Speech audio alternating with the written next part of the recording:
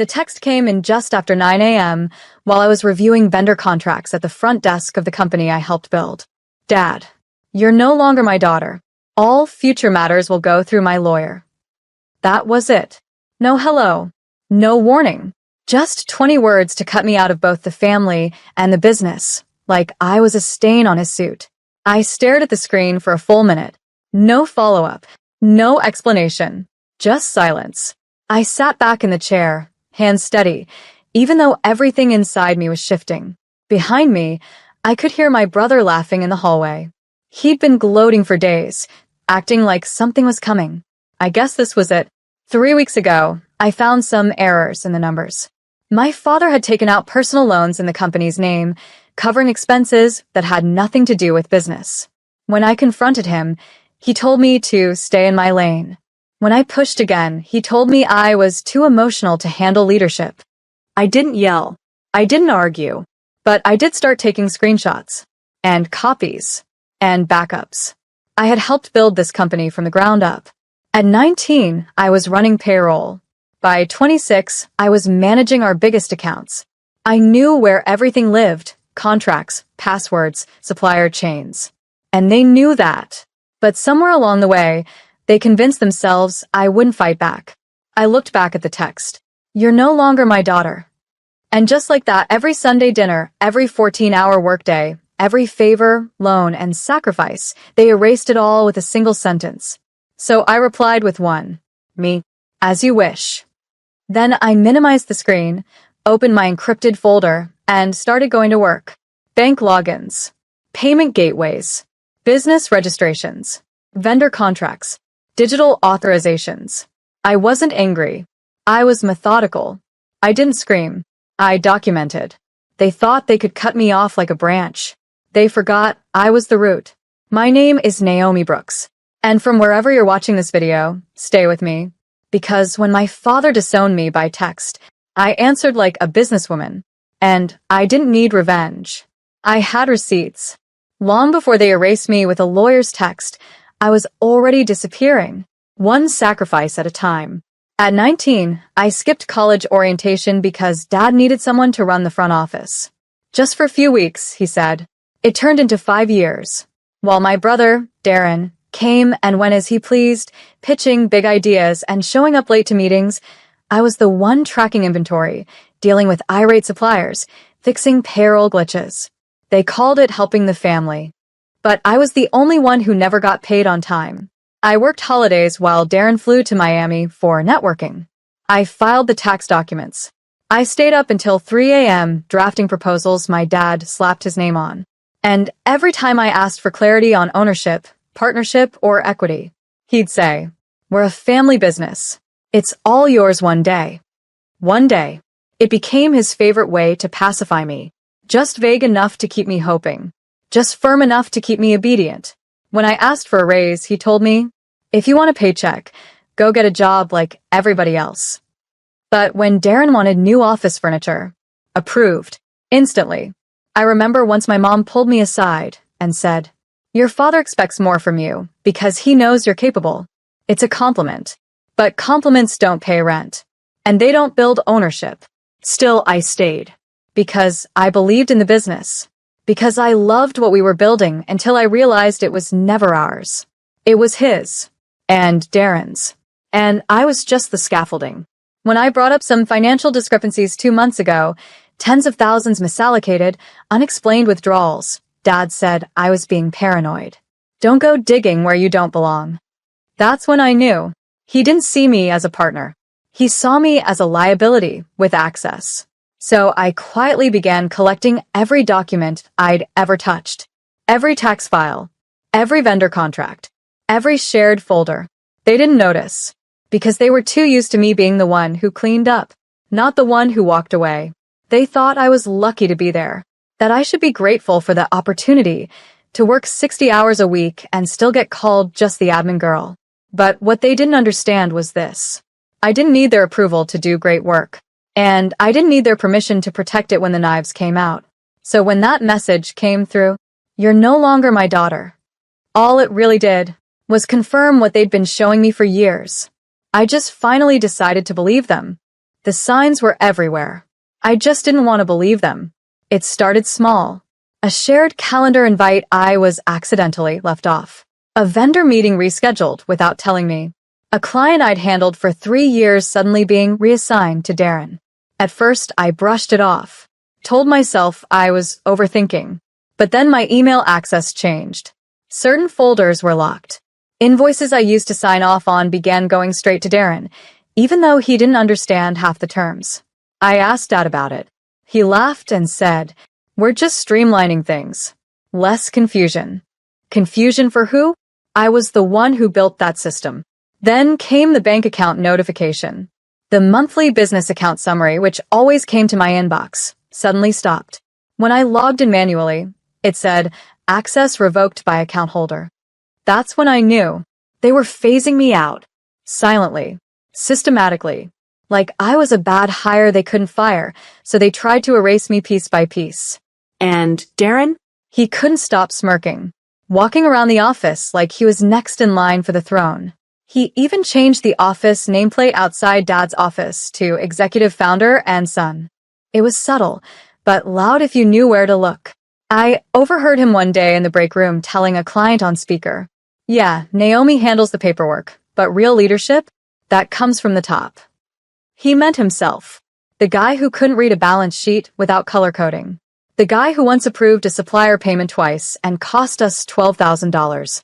The same week, I found a memo draft buried in the shared drive I wasn't supposed to access. Subject: New management structure, Q4 transition. In it, they outlined a new, streamlined executive path where I was listed under administrative consulting part-time basis. Part-time. In a company I'd run when they were on vacation. Still, I didn't say anything. Didn't confront. Just took screenshots. Saved files. Noted dates. Because you don't argue with people committed to misunderstanding you. You document. You prepare. And when the final blow came, the text from my father, the formal disowning, it didn't break me. It confirmed what they'd been working toward all along. They wanted me out. And they thought cutting off my bloodline would cut off my power. They forgot the foundation was mine. The systems were mine. The clients trusted me. So I didn't shout. I didn't threaten. I didn't try to fix it. I just opened my laptop and got ready to flip the switch. There's a unique calm that comes the moment you stop begging to be valued and start moving like someone who remembers what they built. After my father's text, I made coffee, sat at my desk, opened my encrypted hard drive. Everything was already organized. All the documents, all the passwords, all the contracts I'd quietly pulled into my private archive over the last year. Not because I was planning revenge, but because I knew one day I might need proof that I wasn't crazy, that I wasn't exaggerating, that I had value, even if they never said it out loud. The first thing I did was pull up the business registration. Name on file, mine and my father's. That meant I still had signing power on every major account. I contacted the bank and requested a temporary freeze on disbursements, citing suspected unauthorized restructuring. Completely within my rights as a named co-owner. Then I logged into the payroll system, one I had designed, one they never learned to manage themselves. I removed auto-pay permissions from every account linked to them. Canceled scheduled transfers to Darren's fake consulting firm. I logged into Stripe, PayPal, QuickBooks, anywhere cash flowed, and paused everything. Every recurring supplier, every outbound invoice, every internal system tied to my credentials. Then I emailed our top 5 clients. Very professional, very calm. There will be a temporary pause in operations due to internal restructuring. I am still a listed co-owner and will personally ensure the continuity of services. You will not be billed until we clarify leadership roles. All 5 replied within the hour. They were with me. Next, I called my lawyer, someone I'd worked with privately for months. We finalized a letter of dissolution, one that formally requested either a buyout or dissolution of the partnership, immediately. I wanted out, with damages. And receipts. I wasn't walking away empty-handed. Not from something I helped build. I scheduled the letter to go out at 9 a.m. the next day. Then I turned off my phone, ordered dinner. And watched a movie. I didn't cry. I didn't shake, because for the first time in years, I wasn't reacting. I was deciding. They thought they were locking me out, but they never realized I'd been holding the master key the entire time. Day one was silent. Not a single call. Not a single text. But I knew they'd seen it. My father's lawyer had received the formal notice by 9:03 a.m., proof of business freeze, demand for buyout, and a ledger of every transaction I was halting. The email subject line was simple. Action initiated per request, Naomi Brooks. By noon, the business credit card was declined at a supplier's showroom. By 4 p.m., I heard through a former coworker that 3 employees had approached HR asking why payroll hadn't cleared. Day 2, the panic started. The company's biggest vendor called me directly. Confused. Concerned. Naomi, they said it was a system glitch. But is it true? Did you really walk? I smiled. Not a glitch. Just a long overdue correction. My inbox was full. Darren sent 3 messages. Fix this. You're out. You don't get to do this. You're destroying everything. I didn't reply. Because I wasn't destroying anything. I was reclaiming what they tried to erase. At 5:42 p.m., I got a call. Unknown number. I let it ring. Then a knock on my door. Firm. Repeated. I looked through the peephole. Uncle Malcolm. My father's older brother. The same man who once told me at Christmas, "You're the only one with a brain in that office." I opened the door halfway. He looked exhausted. Tie crooked. "I need to talk to you," he said. I didn't invite him in. Just leaned on the frame. "They're bleeding," he said flatly. "You locked down everything. They can't access client payments, suppliers are pulling out, payroll's frozen, and the board is livid. They thought you'd never do it." I crossed my arms. They were right, until they pushed me far enough. He nodded. "Look, Naomi, you've made your point. Just come back. Fix it. We'll figure it out later." I laughed softly. "No, Uncle Malcolm. Now we figure it out." He rubbed his face. "Your dad, he's humiliated. Darren's useless. The business might fold." I shrugged. "Then it folds. Or he can buy me out. Full market value. Plus damages." He stared at me like he didn't recognize me. "You used to be so quiet," he said. "I still am," I replied. "But silence doesn't mean weak. It just means I was documenting everything." He sighed, then reached into his coat pocket and handed me a manila envelope. Inside, a proposed settlement, buyout terms, with my lawyer's edits already marked in red. I looked back at him. "You knew this was coming." He didn't deny it. "I told them not to push you. They didn't listen."